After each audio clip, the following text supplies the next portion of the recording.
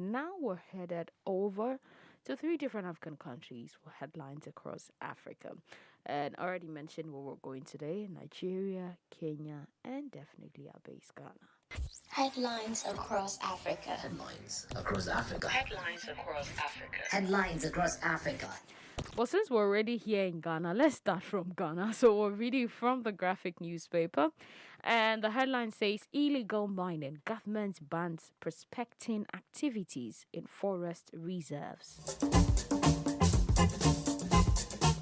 Following the recent national consultative dialogue on small-scale mining, the Ministry of Lands and Natural Resources has directed all persons and companies engaged in reconnaissance or prospecting in forest reserves, with or without legal authorization, to suspend such activities until further notice. Well, in addition to that, the Minerals Commission, with immediate effect, is not to accept, process, or recommend the grant, including renewal and or extension of reconnaissance and prospecting licenses in forest reserves. Persons or companies engaged in reconnaissance in or prospecting in forest reserves have been given 7 days to cease their operations and evacuate their equipment accordingly. Now, in a statement issued on Thursday, April 22nd, 2021, the Minister of Lands and Natural Resources, Mr. Samuel Abuchinapor, said that various regional security councils have been notified about the directive and are strictly to enforce it. The Minister for Lands and Natural Resources hereby directs persons or companies engaged in reconnaissance and or prospecting in forest reserves, with or without legal authorization, to suspend such activities until further notice. The Minister for Lands and Natural Resources has further directed the Minerals Commission, with immediate effect, not to accept, process, and or recommend the grant, including the renewal and or extension of reconnaissance and prospecting licenses in the forest reserves. Now, the minister's directive comes a week after a national consultative dialogue on small-scale mining was held between the government and all stakeholders in the mining sector on how to curb illegal small-scale mining. Among the resolutions adopted to the dialogue was a charge to the government to take steps to strictly apply laws and sanctions to all persons who infringe the law, irrespective of political or socioeconomic status or class.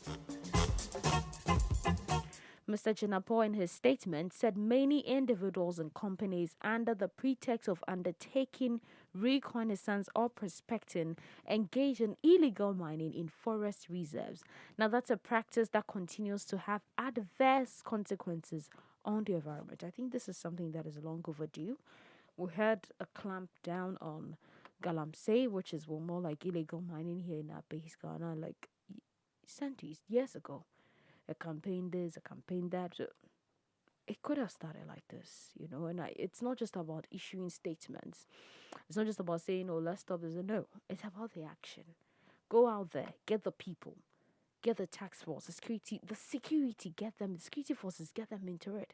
If you're using the police here and it's not, increase, add the army, get them, because our environment, Charlie, you see the water bodies, the ones are beautiful. Like, beautiful is now muddy, is messed up. And how many years is going to take to actually restore, or more like for the earth to heal itself, to renew, to bring itself back? It's longer than the number of years it takes or months it takes for people to actually mess things up. And every distraction has a direct impact on the environment, and the people who live in that space are affected, because if they actually go to these water bodies, now they can't even go there because the water body is actually muddy, it's messed up, so they can't use the water. I think more work should be put in this. I'm seeing statements and it's nice. I mean, we should be smiling, but I'm not.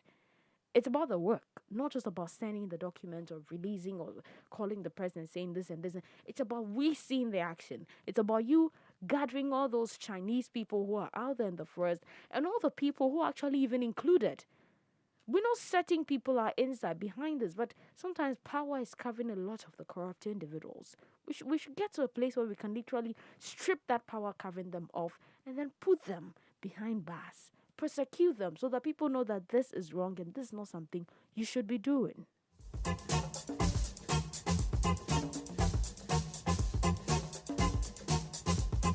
Well, we're moving on from Ghana. We're going to Nigeria, where we're reading from the Punch newspaper. And the headline says, States cash crunch. Government begs govs beg federal government to postpone $2.1 billion to support repayment. CBN kicks. It's quite an interesting headline. Well, NEC faults Obaseki, says 960 billion naira not printed to shore up March allocation. Minister fixes May dates. CBN explains technical challenges in further shifts. Well, the state governors on Thursday at the monthly meeting of the National Economic Council (NEC) appealed to the federal government to postpone the repayment of the $2.1 billion budget support facility to states, which was scheduled to resume in May. But the government of the Central Bank of Nigeria, or the governor, I beg your pardon, Godwin Emefiele, kicked against the appeal and enumerated the technical challenges involved should there be a further postponement of the deductions. The senior special assistant to the vice president on media and publicity, Laulu Akande, disclosed these in a statement issued at the end of the council's meeting that was presided over by the vice president, Yemi Osinbajo. Akande said the vice president thereafter directed that a meeting be held where the issue would be properly considered and a decision reached. For long, Nigerian states have been dependent on federal allocations as a result of low internally generated revenues. The situation had been made worse with crashing revenues realized from the nation's major export, crude oil. And as a result, most states had resorted to borrowing, with a recent report by the Fiscal Responsibility Commission indicating that the sub-national governments had overstepped their limits. Well, the report also said that it can deduce that all the 36 states and the FCT exceeded their debt management office threshold of 50%. Lagos State accounted for the highest debt to total net revenue as at the end of 2019 with 7.129%. Osun State came second with 650.94% debt to total net revenue, while Cross River and Ogun States were third and fourth with 597.36% and 402.03% respectively. Now, the statement read, on the budget support facility, Finance Minister observed that the deductions for repayments by states are meant to resume in May. The governors, however, requested for an extension considering the economic challenges in the states. And the central bank governor explained the technical challenges involved should there be a further postponement of the deductions. And there's a story coming from the Punch newspaper. I think this is a hard time for everybody, but I believe if proper management is going on, we should find a way around this, because with each state, I think there should be something that they can find in each state, and something they can work, something they can generate, something they can look on to. Because so what if this goes on? What happens? Now that they're seeking for a postponement, what's going to happen? They don't have the money to pay up. Are they always going to come and borrow from the federal government or something? We should ask ourselves these questions and sit and think and plan. So if federal government is not going to supply money, or they don't have, what happens to the states? What are the governors going to do? What are the people going to do? Well, this coming from the Punch newspaper. And now we're finally in Kenya, reading from the Star newspaper. And the headline says, despite my young age, I am ready to become Kenya's Chief Justice. Yano. Well, lawyer Alice Yano, who is the youngest candidate to apply for the Chief Justice position, says despite her age, she's equal to the task.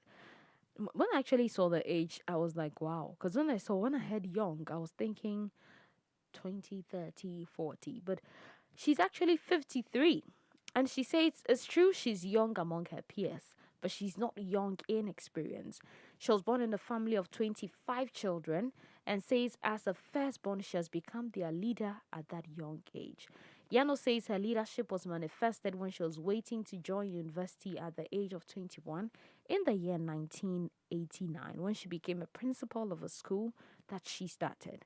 She also says when she joined the university, she was elected class representative, which shows her leadership capabilities.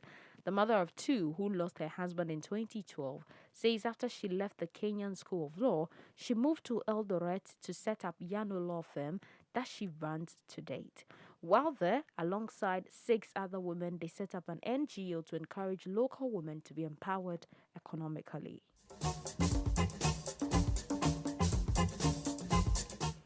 We have done a lot with women, especially fighting FGM with Mandelo Ya Wankando in Elgeyo Marakwet County, she said. Now, when I was applying for this job, I asked myself if I can be able to do the job. And the answer is yes, I can do the job. Yano says she loves to serve the public and she's also a hard worker. On the issue of ICT in judiciary, Yano says that there is a resistance from her staff. She says that from the interactions with the staff, some of them fear losing their jobs if it's fully implemented. However, if appointed CJ, she will enhance it to be able to accommodate everybody. And that is the story coming from the Star newspaper in Kenya. Well, that's all we have for you for headlines across Africa. I think if we can encourage more people, and she's a woman, that's good. But then also, among her peers, she's the youngest. And I'm wondering, are we gonna be in a place where we're gonna elect people that are old, people that are, getting closer off? So then probably in a less number of years or something, or number of years, then we have to look for a new person because we're electing people that are old, too grown. Can't we groom young people who can actually do this as well? Because things like this do not necessarily encourage the young ones, the upcoming ones, to want to even venture close. And this is something we've mentioned here on the show before. That whole thing of, oh, the you're too young, you're this, and certain things are reserved for the elderly or those that are old. If we don't bring the children or bring the young ones up to date, it'll be difficult to actually hand over the reins of power to them.